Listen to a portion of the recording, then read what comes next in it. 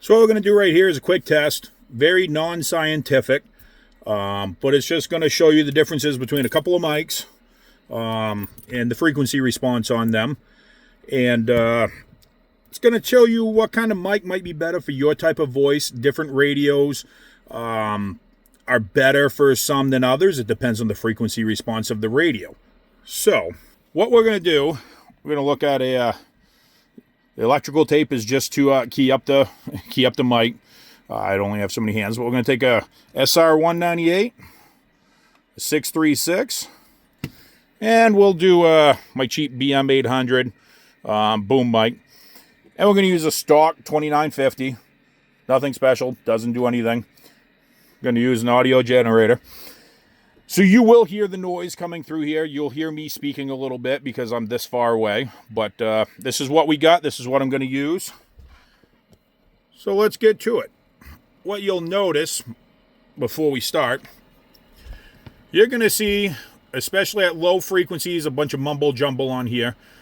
But there's only one spike, the furthest spike over. You're always going to see... You'll see them spread out as you go with frequency, but you're always going to see harmonics off that frequency coming over. So we're going to be looking at the furthest over one, and when we're real low in frequency, it's just going to be a mesh. You ain't going to see it. As we come up, you're going to see somewhere where it picks it up. Could be very radio specific, and we're going to sweep it, and you're going to see between these two mics which one falls off furthest, which one has higher peaks at what frequencies, and we'll end up sweeping it backwards. You'll see a little peak hold here. If I'm quick enough and I can sweep it quick enough, you could probably get a screenshot of what the actual output is, but my peak hold is not set forever. I don't know how on this program, so I'm not even going to try. So, without further ado, we're going to start off with what is my favorite mic, is a 636. And, works great for my voice, works great on every radio. As you can see, it is sensitive, so it's picking me up from here. It's one thing you're going to notice between this and the SR198 will not pick you up over there. So, we're not going to touch anything. We're going to turn on the audio generator. So our first initial is way down here.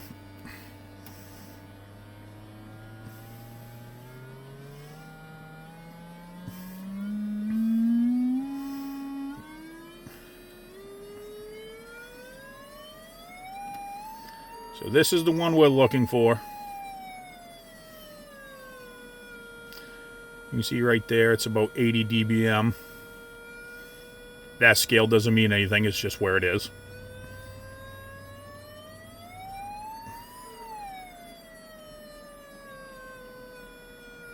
I'm going to say, right there is where it first starts coming on, and you are talking about 300 hertz. 350 hertz.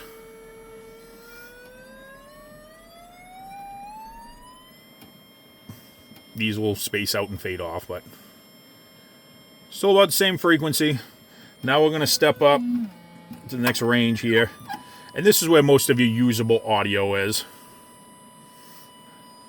So right there, about 1,000 hertz. It's a little high.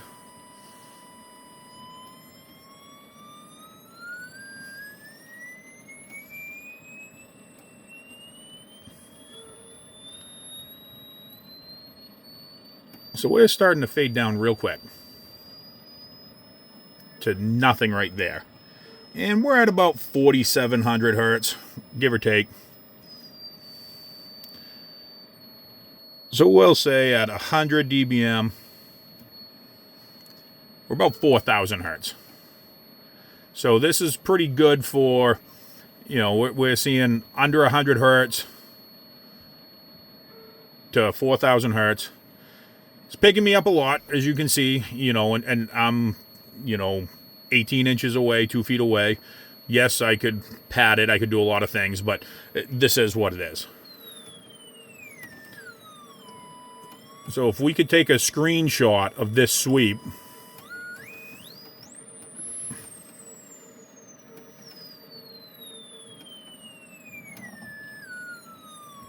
Obviously, that's where I just go faster. You can see it gaining from there to there, so either it's the radio or it's the mic.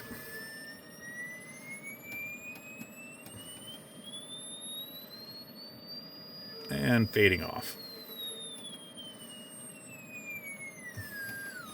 So, that is the 636. Fades off at a little below 4,000, right about 4,000. We're going to, now, we're going to do the 198. So, we got the 198 on. Let's get back down to the same starting frequency.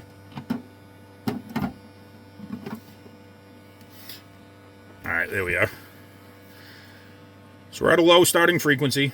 As you can see, this one is not as sensitive because it's not picking me up nearly as much as the 636. So the 636 has more audio, more sensitivity. But if you're in a vehicle with a lot of background, that ain't a good thing. So either way, same thing, starting off at 100 hertz.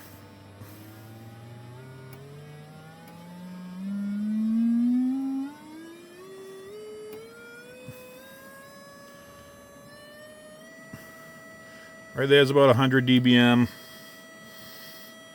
At about 600. There's 100 dBm where we're at 1,000. I'd have to go back and look. I believe the other mic was up here, so definitely more volume coming through.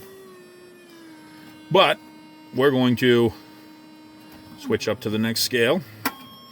We're going to go from 1,000 hertz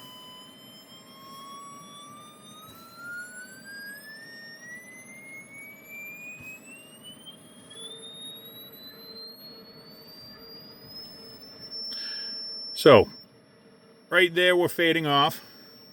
And we're at over 5,000 hertz. So this definitely has some higher top end. I mean, there's still signal there. It doesn't completely cut out until almost 5,500. So if we do a sweep back,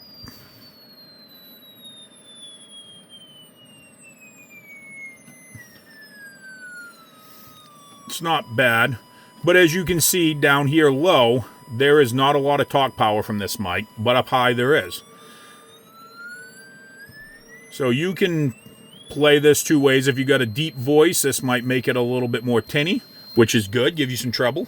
Or if you have a higher pitch voice, this might drive the radio harder. Definitely goes up higher in frequency response. And the lower you go, it drops off. So if you have a low voice, this is not going to drive your radio very hard at all. Now, if you got a really hot radio, it is what it is. Obviously, it can drive it very hard. It's just depends on your radio. This is a stock radio, everything wide open. So now we're going to do studio mic. Very, very inexpensive $20 studio mic. As you can see, picks me up. Which usually it does not, but picks me up. Definitely hotter than the 636. And this is at 100 hertz. So we can't differentiate the spike, but look at 100 hertz. We're at about 75 dBm, which is pretty phenomenal. So that frequency response is amazing, especially if you got a lower voice. It's going to drive that radio a whole lot more.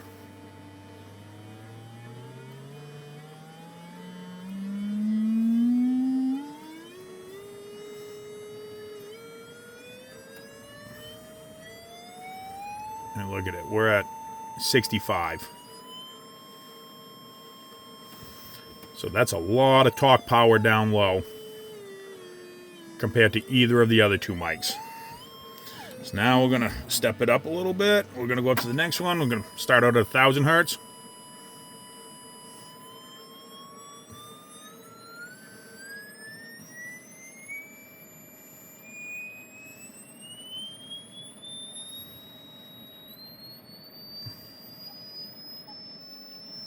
Staying right up there around 65 dBm. That's 4,500 hertz, which you can't hear over. I mean, I can hear it, but you're not going to hear much above like 8K anyway, but my hearing is horrible. So that right there is right out close to 6K. So we are dropping off at exactly 6K. Could be the filtering in the radio. Very possibly could be the radio, but so you got full coverage. If we can do this sweep quick enough and make it look decent, it'd be nice if we could get a side-by-side, but let's try it.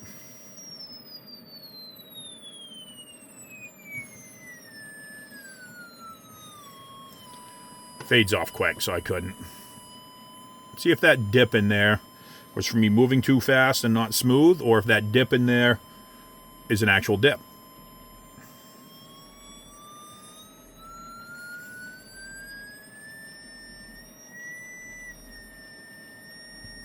There's a little dip right there down to 75. Oh, 1,800 hertz. Don't know if that's mic or radio. Either way.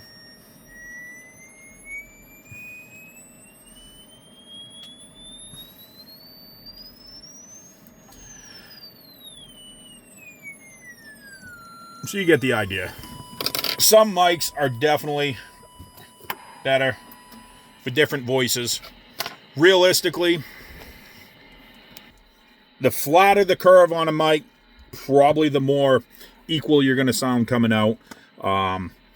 Like I said, this mic definitely does not have the lower end punch.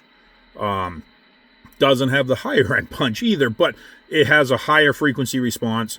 So depends on how deep your voice is. This mic might not be your best choice. Like I said, if you're in a truck with a lot of noise, it might be, but it's also going to pick up the higher pitches more. Where this mic had a lot more low end, dropped off a little sooner, but nobody's voice is going to be much over like 3,000. 3,000 hertz, you're going to be pinching a testicle for that. Obviously, you want to use something inexpensive like this. Had some of the best frequency response of them all. We're not going to go through a bunch more, but that's what we got. So, yeah, we'll make your own judgment call and see. That's my unofficial, non-scientific test. Guys, have a great night.